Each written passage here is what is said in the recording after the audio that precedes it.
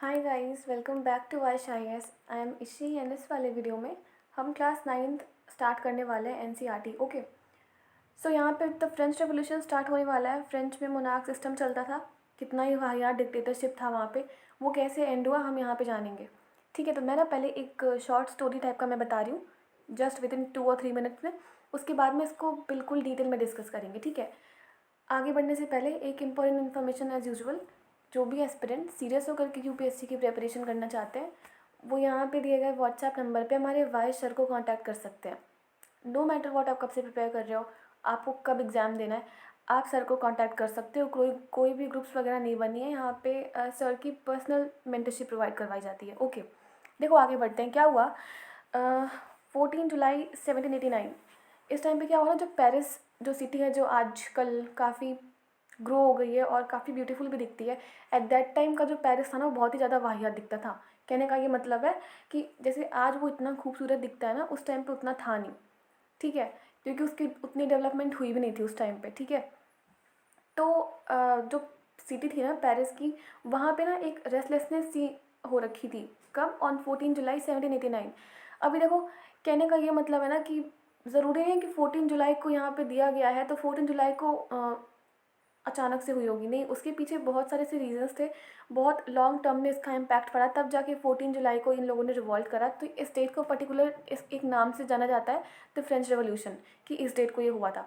ठीक है, तो काफ़ी अच्छी खासी वहाँ पे रेस्टलेसनेस ही हो रखी थी। तो जो किंग था ना एट दैट टाइम वहाँ का, तो उसने ना अपने कमांडेड ट्रूप्स को ऑर्डर करा कि आप सिटी में तैनात रहिए। अब लोगों में ये रूमर्स मीन्स अफवाह ये फैल गई कि जो राजा है वो अपने आर्मी ट्रूप्स को सेंड कर रहा है और वो लोग आएंगे और हमें मार डालेंगे। तो कुछ 7,000 मेन एंड वेमेंस थे। इन लोगों ने सोचा कि अभी आर्मी आएगी वो हमें मारेगी, इससे पहले कि हम ही वहाँ पे जाके इकट्ठे हो जाएंगे, और जब आर्मी आएगी तो जब वो हमें मारेगी ना तो उससे पहले हम ही उनको मार देंगे। ठीक है, तो ये लोग क्या करते हैं, टाउन हॉल के बाहर जा कर के ना ये लोग अपना ही एक अलग सा मिलिशिया बना लेते हैं। मिलिशिया मीन्स मिलिट्री, आप ना समझना। जब लोग इतने सारे से इकट्ठा हो जाएंगे ना प्रोटेस्ट करने के लिए, तो वहाँ पे ये टर्म यूज़ करा गया पीपल्स मिलिशिया, क्योंकि उनके भी इंटेंशंस वही थे। ठीक है, तो आप देखो कि जब ये लोग टाउन हॉल के आगे आए ना इकट्ठे होकर के, तो जितने भी गवर्नमेंट बिल्डिंग्स थे, जितने भी चीज़ें थी वहाँ पे, इन लोगों ने सबको ही तोड़ दिया। फिर वो जितने भी लोग थे वहाँ से वो eastern part of the city, मतलब ईस्टर्न पार्ट में गए, और वहाँ पे एक प्रिजन था। देखो वहाँ पे वो जेल था, उसको एट दैट टाइम वो एक किला के टाइप का था, अ, जिसका नाम था बेस्टाइल। अभी इसको लोग ना अलग अलग तरीके से बोलते हैं, कोई लोग बेस्टाइल बोलते हैं, कुछ लोग बेस्टिले बोलते हैं, बट हाँ, इसको रियल में देखो तो बेस्टाइल ही बोलेंगे। ठीक है, तो ये लोग वहाँ पे गए, ये एक प्रिजन था। वहाँ पे इन लोगों को ये लगा कि वहाँ पे ये लोग जाएंगे तो इन्हें एमिनेशंस मिलेंगे। देखो, अगर आपको लड़ाई करनी है ना, स्पेशली आर्मी वगैरह से अगर आपको लड़ना है, तो आप बिना वेपन्स के जीत नहीं सकते हो। तो ये लोग जब बेस्टाइल प्रिजन में गए, तो एक तो सब कुछ ये लोग तोड़ ताड़ के जा रहे थे, जितने भी गवर्नमेंट बिल्डिंग्स वगैरह हैं सब कुछ। ठीक है, तो जब ये लोग बेस्टाइल जेल में गए, तो वहाँ पे इन्हें लगा कि इन्हें वेपन्स मिलेंगे, कुछ एमिनेशंस मिलेंगे, और फिर वहाँ पे जितने भी प्रिजनर्स थे उन सबको रिलीज़ कर दिया इन लोगों ने। जितने भी 7,000 मेन एंड वेमेन गए थे ना, सबको इन लोगों ने रिलीज़ कर दिया। लेकिन हाँ देखो, प्रिजनर्स वहाँ पे बस 7 ही थे। ठीक है, उनको इन लोगों ने रिलीज़ करा। फिर वहाँ पर जो कुछ भी थे सबको वहाँ से बाहर निकाला। अच्छा, जो ये बेस्टाइल जेल है ना, इसको सब लोग इससे बहुत नफरत करते थे। क्यों? क्योंकि जो ये जेल था ना वो किंग के डिस्पोटिक पावर को रिप्रेजेंट करता था। इससे किंग अपने आप को बहुत ज़्यादा पावरफुल समझता था, इसीलिए ना इसको सारे लोग ही इससे नफरत करते थे। तो जब ये लोग बेस्टाइल से आ रहे थे ना, तो इन लोगों ने पूरे तरीके से बेस्टाइल को ही तोड़ दिया। और कुछ लोग ऐसे थे जो टूटे हुए बेस्टाइल का जो स्टोन था ना, वो लोग अपने साथ घर ले आए, ये दिखाने के लिए आगे जा करके कि हाँ देखो हमने ये किया था। एक होता है ना, तो पता नहीं कौन से दिमाग के लोग थे, तो इन लोगों ने सारे स्टोन्स वगैरह जितने भी हो पाए, जितने भी उस टाइम पे लोग थे, वो वहाँ के स्टोन्स वगैरह को अपने घर ले आए। ठीक है, ये बताने के लिए कि हाँ देखो हम लोगों ने ये किया होगा, या फिर हो सकता है ऐसा कुछ करने के लिए कि हाँ देखो जो किंग का जो पावर था, जिस चीज़ से किंग का पावर रिप्रेजेंट होता था, हम लोगों ने उसको डिस्ट्रॉय कर दिया। ठीक है, ये वो वाले डेज थे जब पेरिस में राइट्स मचे हुए थे बहुत सारे। देखो पेरिस में भी थे, कंट्री साइड जितने भी विलेजेस थे ना, वहाँ पे भी प्रोटेस्ट हो रखा था। क्योंकि वहाँ पे ना, जैसे आज हमारे जो बेसिक चीज़ें जिनकी हमें नीड होती है वो क्या है, खाने के लिए खाना होना चाहिए। ठीक है, नॉर्मल सी हमारा इंडियन फूड होना चाहिए। वहाँ पे उस टाइम पे उनकी बेसिक नीड थी ना ब्रेड की। यहाँ पे हम लोग रोटी बोलते हैं, वहाँ पे वो लोग ब्रेड बोलते हैं। ठीक है, तो फ़र्क है फिर उसके बाद में वहाँ पे जो ब्रेड की प्राइस हुआ करती थी ना, वो इतनी ज़्यादा हाई हो गई कि वो फिर इन्फ्लेशन वाला टाइम आ गया। उन लोग के पास पैसे नहीं हुआ करते थे एक सिंगल पीस ऑफ ब्रेड लेने के लिए। तो इस वजह से पेरिस में और जितने भी कंट्री साइड वाले एरिया थे फ्रांस में, सब में बहुत ज़्यादा से राइट्स मचे हुए थे और लोग प्रोटेस्ट कर रहे थे। ये है बस कहानी फ्रेंच रेवोल्यूशन की। अब हमें ये जानना है कि ये सारी चीज़ें हुई कैसे। बस मैंने एक सिंपल से लैंग्वेज में समझाया कि 14 जुलाई 1789 को पेरिस में बहुत ही ज़्यादा रेस्टलेसनेस सी हो रखी थी। किंग ने ऑर्डर करा था अपने कमांडेड ट्रुप्स को कि आप सिटी में तैनात रहिए। और फिर रूमर स्प्रेड हुआ कि लोगों में ये रूमर स्प्रेड हुआ कि जो किंग है वो अपने आर्मी को सेंड कर रहा है हमें मारने के लिए। तो लोगों ने सोचा कि इससे पहले वो आए हम ही उनको मार डालेंगे। तो वो लोग टाउन हॉल के सामने गए, इकट्ठे हो गए, अपनी पीपल्स मिलिशिया उन लोगों ने फॉर्म करी। जितने भी गवर्नमेंट बिल्डिंग्स थे उन सबको इन लोगों ने तोड़ दिया। फिर वहाँ से वो eastern part of the city की तरफ मूव ऑन हुए, जहाँ पे प्रिजन था बेस्टाइल। बेस्टाइल को भी इन लोगों ने तोड़ा। फिर वहाँ से प्रिजनर्स को, जितने भी प्रिजनर थे, जितने क्या थे, साथी तो थे, उन सबको रिलीज़ करा। एंड जो भी उन लोगों को मिला एमिनेशंस वगैरह, उन सबसे बेस्टाइल को भी तोड़ दिया। कुछ स्टोन्स थे बेस्टाइल के, जितने भी छोटे छोटे, वो लोग अपने साथ घर पे लेकर के आए लोग। बहुत सारे से रीजंस थे। उस टाइम पे इंटेंशंस लोग ये रहे होंगे कि हाँ हम घर पे लेके जाएंगे। पहला तो ये क्योंकि वो बेस्टाइल से सब लोग नफरत करते थे, क्योंकि जब तक बेस्टाइल था किंग की जो डिस्पोटिक पावर थी ना वो उसको रिप्रेजेंट करता था। दूसरा ये कि हाँ ले जाएंगे, दिखाएंगे कि हमने जो चीज़ें किंग को रिप्रेजेंट करती हैं हमने उसको भी तोड़ रखा है। और उस टाइम पे किंग के सामने ना किसी की सर उठाने की औकात नहीं थी उस टाइम पे। औकात, हैसियत, कुछ भी बोलो, किंग मार देता था उसको, उन सबको उस टाइम पे, अगर कोई भी उसके अगेंस्ट एक भी वर्ड बोला ना तो भी। और फिर उसके बाद में आप देखोगे कि पेरिस में या फिर कंट्री साइड में राइट से हो रखे थे, प्रोटेस्ट हो रखे थे, भूखमरी टाइप की हालत हो गई थी। तो अभी आगे हमें ये जानना है ना। अच्छा, बाद में देखोगे जो ये किंग था ना, यहाँ का किंग, अभी मैं बताऊँगी कौन था, इसको फांसी पे चढ़ा दिया गया, इसको मार ही दिया गया, इसको एग्जीक्यूट कर दिया गया। तो ये सारी चीज़ें हुई कैसे, अभी हम लोग आगे जानते हैं। ओके, आई होप ये वाली स्टोरी आपको समझ में आई होगी। अभी आगे चलते हैं। हमारा ये टॉपिक है French society during the late 18th century. देखो 1774 में जो लुइस 16 है, पहले मैं इनके बारे में बताती हूँ। मैं ये जो वर्सलिस लिखा हुआ है यहाँ पे ना, इसको मतलब ये लिखा हुआ है वर्सलिस, बट इसको हिंदी में ना वर्साय बोलते हैं, तो आप इसको वर्सलिस ही बोलना, ठीक है।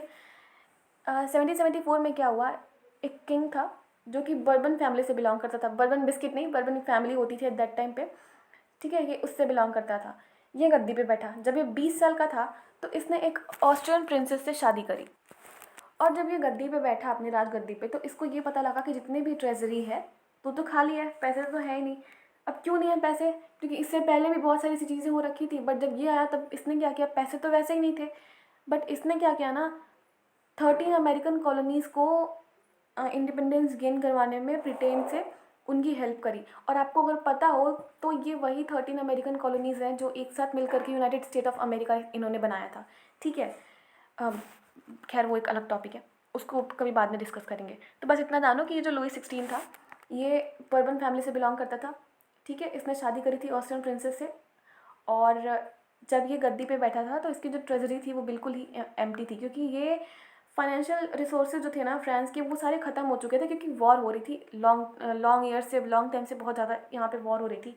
उसके बाद वॉर हो रही है वो अलग, वॉर में जितने भी आपके आर्मी चीफ वगैरह जो भी लगेंगे उनको फीड करना है वो अलग, आपकी जो शान शौकत है वो कम नहीं होनी चाहिए, उसका खर्चा अलग। जैसे कि जो ये मैंने यहाँ पे जो वर्सलिस लिखा है ना, ये एक पैलेस हुआ करती थी, ठीक है।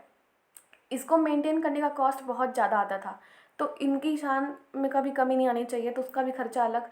और लुइस 16 जैसे मैं बता रही हूँ, इसने हेल्प करी थी अमेरिकन कॉलोनीज़ को अपनी इंडिपेंडेंस दिलाने में ब्रिटेन से, तो उसका खर्चा अलग, ठीक है। और जो ये वॉर चल रहा था ना, जैसे वहाँ की करेंसी थी लिव्र, ठीक है, तो वहाँ की करेंसी लिवर्स में आती थी, जैसे हमारे यहाँ की है ना रुपीज़, वैसे ही वहाँ की लिवर्स है। तो जैसे ही ये वॉर वगैरह चलता जा रहा था, पहले ही कर्ज में ये लोग डूबे हुए थे, आगे 2 बिलियन लिवर्स का कर्ज इन पे और भी हो गया, ठीक है। फिर उसके बाद आप देखोगे जब इतने सारे वो लोग कर्ज में डूबे हुए हैं, तो चाहिए तो पैसे ना, तो ये लोग क्या करेंगे, ये लोग टैक्सेस इंक्रीज़ करेंगे, टैक्सेस इम्पोज करेंगे, फालतू से टैक्सेस। अच्छा, वहाँ पे ना 3 क्लासेस हुआ करती थी, मैं बता रही हूँ, सुनो, इसको ऐसे समझो। देखो, मान लो हायरार्की सी चलती थी वहाँ पे, एक सेकेंड, हाँ। फर्स्ट टॉप पोजीशन पे रहते थे क्लर्जी, जिनको टैक्सेस पे नहीं करने होते थे। सेकंड पे रहते थे उनसे जो थोड़े से नीचे हैं, वो थे नोबिलिटी, इनको भी टैक्सेस पे करने नहीं पड़ते थे। थर्ड स्टेट में कुछ लोग रहते थे जो जितने भी पीजेंट्स वगैरह थे ना, बिजनेसमैन, जितने भी एजुकेटेड लोग थे, लॉयर्स वगैरह, जो नॉर्मल नॉर्मल से लोग थे, वो थर्ड स्टेट में रहते थे। स्टेट नहीं, ई स्टेट कहते हैं उसको। और जो ये थर्ड ई स्टेट थी ना, इनमें भी डिवीजन हो रखा था, इनमें भी यूनिफॉर्मिटी थी। देखो, फर्स्ट में क्लर्जी, सेकंड में नोबिलिटी, जो थर्ड वाला ई स्टेट है उनमें भी 3 पार्ट्स में इन लोगों ने डिवाइड कर रखा था। पहले वाले पार्ट में जितने भी बिग बिग जो बिजनेसमैन है, वो मर्चेंट हैं, कोर्ट ऑफिशियल्स हैं, लॉयर्स हैं, ये नाम से लग रहे हैं, हाँ थोड़े बहुत पढ़े लिखे हैं, नॉर्मल से मिडिल क्लास से बिलोंग करते हैं।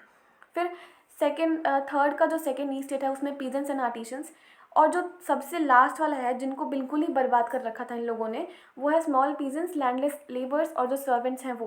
तो अब जो ये थर्ड ई स्टेट वाले थे ना, कंप्लीट पैकेज जितना भी था, इन लोग को टैक्सेस पे करने होते थे। इनमें से भी स्पेशली जो ये लास्ट वाला सेक्शन था ना, थर्ड ई स्टेट का, ये जो थर्ड वाला जो पार्ट था, स्मॉल पीजेंट्स का, लैंडलेस लेबर का, और जो जो ये सर्वेंट्स वगैरह थे, ये वाला, एक मिनट, ये वाला, इनसे बहुत ही ज़्यादा हद तक टैक्सेस लिए जाते थे, फालतू के टैक्सेस लेते थे। अभी मैं आगे बता रही हूँ कैसे। देखो, फ्रांस के उस टाइम पे ना 90% ऑफ पॉपुलेशन जो थी वो पीजेंट्स ही थे, ठीक है।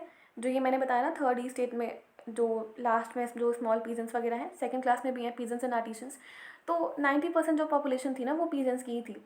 जिसमें से बहुत ही कम नंबर्स में जो पॉपुलेशन थी उन 90% में से, जो कि अपने लैंड को कल्टीवेट करते थे, जिनका वो खुद का लैंड हुआ करता था। लगभग सोचो आप, उन 90% में थे ना, 60% ऐसे पीजेंट्स थे जो दूसरों के लैंड पे कल्टीवेट करते थे, जो दूसरों के लैंड पे काम करते थे। मतलब हो सकता है वो नोबिलिटी क्लास में किसी मेंबर की लैंड हो, या फिर हो सकता है वो थर्ड ई स्टेट में से किसी बड़े बिजनेसमैन का लैंड हो, वहाँ पे जो ये स्मॉल, जो छोटे छोटे जो लैंडलेस लेबर हैं, जो पीजेंट्स वगैरह हैं, वहाँ पे जाके काम करते हैं। तो ये वाली कुछ सिचुएशन हो रखी थी। या फिर हो सकता है वो कोई जो लैंड है वो चर्च या फिर किसी नोबल्स या फिर किसी richer member of the third estate है, उन लोगों ने खरीदा। वहाँ पे जो लैंडलेस लेबर्स हैं, जो ये स्मॉल पीजेंट्स हैं, वहाँ पे जाकर के ये लोग काम कर रहे हैं। ठीक है, ये क्लियर हुआ। फिर उसके बाद में जो नोबिलिटी और जो क्लर्जी क्लासेस हुआ करती थी ना, उनको अपने जन्म के साथ ही ना बहुत ही ज़्यादा अच्छे खासे से प्रिविलेज मिल रखे थे, और उनको टैक्सेस बिल्कुल भी पे नहीं करने पड़ते थे। और इन लोगों को तो वो होता है ना, फ्यूडलिज्म, आप समझते होंगे, सामंतवाद। अगर आपको कुछ भी पता होगा तो मेरी हिस्ट्री की वीडियोस अगर आपने देखी है क्लास 6-7 की, तो मैंने उसमें बता रखा है। इन शॉर्ट नहीं मैंने बताया, बट हाँ बता रखा है। तो नहीं देखा तो वहाँ पे जाके देख के आओ, मैं यहाँ नहीं बताने वाली वापस से, ठीक है। तो जो ये नोबल्स थे ना, वो तो फ्यूडल प्रिविलेजेस इन्जॉय करते थे, और फिर इनको किसी से कोई मतलब नहीं होता था, इनको बस खुद से मतलब होता था। वही हाल जो हमारे यहाँ पे अंग्रेज़ों ने कर रखा था, वही हाल उन लोगों ने वहाँ पे भी कर रखा था। मतलब उतनी ब्रुटैलिटी तो नहीं करी, बट हाँ डिवीज़न था तो अब था। और जो बेचारे पीजेंट्स हुआ करते थे, अगर उनको किसी का लैंड वगैरह नहीं मिला है कल्टीवेट करने को, तो वो या तो आर्मी ज्वाइन करेंगे, ठीक है। अब पहले तो कोई एग्ज़ाम तो होता नहीं था कि हाँ ये वाला एग्ज़ाम क्लियर करो, आपका यूपीएससी क्लियर, आपका ये आर्मी वाला कोई डिफेंस एग्ज़ाम था वो क्लियर हो गया, ऐसा कुछ नहीं होता था उस टाइम पे। तो कोई किसी ने आर्मी ज्वाइन करा है, ठीक है, किसी ने कोई किसी और के घर में जाके काम कर रहा है, कोई किसी लॉर्ड की सर्विसेज में है, तो ऐसे उन लोगों पे ना बहुत ज़्यादा डेप्ट आने लगा। वो लोग भी कर्ज में ही डूबने लगे। क्योंकि देखो, अगर आप कोई लैंड कल्टीवेट कर रहे हो, आपसे कहा जा रहा है कि भले से वो आपका लैंड ना हो, आप कल्टीवेट कर रहे हो, आपसे टैक्सेस लिए जा रहे हैं, तो बेसिकली आप अगर एग्रीकल्चर कर रहे हो, आप मानसून वगैरह पे डिपेंड हो गई, अगर कभी वो अच्छा नहीं हुआ तो आपकी पूरी फसल बर्बाद हो जाएगी। तो इस वजह से भी ये लोग जो पीजेंट्स थे वो और भी ज़्यादा कर्ज में डूबते चले गए। मतलब इनकी जो हालत थी वो बहुत ही ज़्यादा ख़राब हो रखी थी। अभी जो चर्च था ना, चर्च उस टाइम पे जो हुआ करता था, कैथोलिक चर्च वगैरह, जो भी चर्चेस हुआ करते थे, उस टाइम पे चर्च भी अलग ही अपना शेयर लेता था उन टैक्सेस में, जिसको तीज कहा जाता था। ये भी किससे लेता था? पीजेंट से ही लेता था। मतलब इन लोग को और कोई मेंबर दिखते ही नहीं थे, लग रहा है जैसे सारे पीजेंट से ही लिए जाते थे। जितने भी थर्ड स्टेट के जो मेंबर है ना, उन सबको टैक्सेस पे करने पड़ते थे, चाहे वो बिग बिजनेसमैन हो। मतलब थर्ड स्टेट में मैंने बताया ना कि 3 क्लासेस हुआ करती थी, देखो इन तीनों को ही टैक्सेस पे करने पड़ते थे, नो मैटर व्हाट। उसके बाद में जो टैक्सेस सॉरी जो चर्चेस जो टैक्स लिया करती थी, जितने भी चर्च वगैरह हुआ करते थे, उनको टीट्स कहते थे। और उनमें ना एक डायरेक्ट टैक्स इंक्लूड होता था, जिनको टेल कहते थे। और बाकी जो इनडायरेक्ट टैक्सेस हुआ करते थे ना, जैसे कि इनडायरेक्ट टैक्सेस मतलब जहाँ मर्जी है वहाँ पे टैक्स लगा दिया। आप नमक पे लगा दो, जो तंबाकू वगैरह खाते हैं ना आज के लोग, आप उस पर भी बिना मतलब का टैक्स लगा दो, पानी पीने पे टैक्स लगा दो। ये सारे होते हैं इनडायरेक्ट टैक्सेस, जो कि ये थर्ड ई स्टेट वालों से लिए जाते थे। कितना ही नाइंसाफ़ी कर रहे हैं ये सब यार, कोई बात नहीं, ये वाली प्रॉब्लम थी। उसके बाद देखेंगे द स्ट्रगल टू सर्वाइव। क्या हुआ ना, जो पॉपुलेशन थी फ्रांस की, वो 23 मिलियन थी 1715 में। वहाँ से बढ़ के 1789 में ना वो 28 मिलियन हो गई। जब पॉपुलेशन बढ़ेगी, पहले ऑलरेडी सोचो इतनी सारी प्रॉब्लम है। ऐसा नहीं कि आप एक स्टोरी मैं बता रही हूँ तो दूसरी वाली पहली वाली स्टोरी आप भूल गए, नहीं, इन सबको कंटेम्प्रेरी साथ में लेके चलो, ठीक है। यहाँ पे बस टॉपिक्स के नाम दे रखे हैं, आप रिलेट करना सीखो पहले, तभी हिस्ट्री समझ में आएगी। उसके बाद में 23 मिलियन पॉपुलेशन थी 1715 में, फिर 28 मिलियन हो गई 1789 में। पहले से इतनी सारी प्रॉब्लम्स हैं, एग्रीकल्चर पे आप किस हद तक डिपेंड हो जाओगे ना, तो एग्रीकल्चर भी एक टाइम पे बर्बाद हो ही जाएगा। कोई डेवलपमेंट हो नहीं रही है, आप उसी पे डिपेंड हो, तो उसके लिए भी तो कुछ चाहिए ना, तो उसी में एटलीस्ट डेवलपमेंट कर दो। लेकिन नहीं, आपको तो किसी से कोई मतलब ही नहीं है, ठीक है। तो पहले से इतनी सारी सी प्रॉब्लम है, कर्ज में डूबे हुए हैं लोग, उसके बाद से पॉपुलेशन ऐसे बढ़ रही है, इस हद से बढ़ रही है कि क्या ही बताऊँ। तो वहाँ पे डिमांड नहीं बढ़ेगा किसका, फूड ग्रेन्स का। और फूड ग्रेन्स का डिमांड ऐसे बढ़ा उस टाइम पे कि उस टाइम पे सब्सिस्टेंस क्राइसिस आ गई। क्यों? क्योंकि जो प्रोडक्शन थी ना फूड ग्रेन्स की, डिमांड भले से कितना भी बढ़ जाए, प्रोडक्शन आप एक लिमिट तक ही बढ़ा सकते हो। ऐसा नहीं है कि आप पूरा एरिया में सब कुछ ही वहाँ पे प्रोड्यूस कर सकते हो, सब कुछ ही बढ़िया ही उगेगा, नहीं। तो वहाँ पे जब डिमांड, पॉपुलेशन बढ़ेगी तो डिमांड भी बढ़ेगी। डिमांड बढ़ने के लिए चाहिए डेवलपमेंट, कुछ तो चाहिए ना। किसी भी एक चीज़ पे डिपेंड हो तो उसको डेवलप कराना बनता है। तो उस टाइम पे ऐसा कुछ हुआ था नहीं, और इस वजह से जो ब्रेड का प्राइस है ना, ब्रेड तो उनकी बेसिक चीज़ है, बेसिक नीड है उनकी, वो तो खाने वाली बेसिक चीज़ है। तो जो ब्रेड का जो प्राइस था वो भी बहुत इतना ज़्यादा तेज़ी से बढ़ा कि लोगों के पास ब्रेड, एक सिंगल पीस ऑफ ब्रेड खरीदने के पैसे नहीं हुआ करते थे। हेंस वहाँ पे आ गई सब्सिस्टेंस क्राइसिस। इसका क्या मतलब होता है? सब्सिस्टेंस क्राइसिस का मतलब ये होता है कि आपके पास आपकी बेसिक जो नेसेसिटी है वो प्रोवाइड करवाने के लिए आपके पास पैसे नहीं है, ठीक है। ये होता है सब्सिस्टेंस क्राइसिस, ओके। एंड फिर कभी वहाँ पे ड्रॉट वगैरह आ गया, या फिर कुछ और भी नेचुरल डिज़ास्टर कुछ हो गए, तो इस वजह से भी प्रॉब्लम हो गई थी उस टाइम पे। एंड इस वजह से जो रिच एंड पुअर के बीच में जो गैप था ना, वो बढ़ता ही गया, बढ़ता ही गया। उसके बाद में आप देखोगे ना, पास्ट में क्या हो रखा है, जो पीजेंट्स एंड वर्कर्स थे उन लोगों ने कुछ कुछ रिवॉल्ट करे हैं। जितने भी टैक्सेस वगैरह इंक्रीज़ हो रहे थे ना, फूड स्कैरसिटी हो रही थी, खाने की कमी मीन्स, तो इनके लिए ना इन लोगों ने रिवॉल्ट करे हैं। बट पीजेंट्स एंड वर्कर थे तो इलिटरेट ही ना, तो वो लोग कितना ही रिवॉल्ट करेंगे। अगर आपको एक फुल स्केल मेजर्स अपनाने हैं, मीन्स फुल स्केल जो प्रोग्राम होती है ना, अगर जैसे हम लोगों ने करा था, हमारा जो नेशनल मूवमेंट था वो ऑल ओवर इंडिया में फैला हुआ था, तो वैसे अगर यहाँ पे भी कुछ करना था तो फिर उसके लिए ज़रूरी था ना कि कोई जो थर्ड स्टेट वाले ऐसे मेंबर्स आगे आएँ जो कि थोड़े पढ़े लिखे हैं। जैसे मैंने बताया ना, लॉयर्स, बिग बिजनेसमैन्स, तो इन लोग का आगे आना ज़रूरी था। तो आप देखोगे ना 18th सेंचुरी में एक सोशल ग्रुप इमर्ज होकर के आएगी जिसको लोग मिडिल क्लास का नाम दिए थे। इनकी थोड़ी सी थिंकिंग अलग थी। पहले तो मैं थोड़ी सी ना ये मिडिल क्लास के बारे में मैं बताती हूँ। देखो, इनका ये एजेंडा था, एजेंडा नहीं मतलब ये लोग अपनी अर्निंग कैसे करते थे। ये लोग ट्रेड करके अपना लिवलीहुड चलाते थे। ट्रेड करते थे ये लोग, जो गुड्स वगैरह होते हैं उसको भी ये लोग बनाते थे, जैसे कि वुलन एंड सिल्क का जो ये टेक्सटाइल्स वगैरह होते हैं ना, इनको ये लोग बनाते थे, इनका ये लोग ट्रेड करते थे, इम्पोर्ट एक्सपोर्ट करते थे। जो richer member of the society है ना, उनके थ्रू भी ये होता था। फिर आप देखोगे इन एडिशन टू मर्चेंट वहाँ पे मैन्युफैक्चरर भी हुआ करते थे। जितने भी लॉयर्स वगैरह हैं ना, जितने भी एडमिनिस्ट्रेटिव ऑफिशियल्स हैं, वो भी थर्ड ई स्टेट के, इसमें ये लोग इंक्लूडेड थे। तो इन लोग का पूरा ओवरऑल आइडियोलॉजी इन लोग की ये थी कि ये जो अपर क्लास के लोग हैं ना, जो इनको प्रिविलेज मिल रहा है इनके बर्थ से, ये गलत है, ये नहीं मिलना चाहिए। लोगों को ना उनके मेरिट के हिसाब से उनको पोजीशन देनी चाहिए, चाहे वो सोसाइटी में हो, चाहे वो एडमिनिस्ट्रेशन में हो, या फिर कहीं पे भी हो।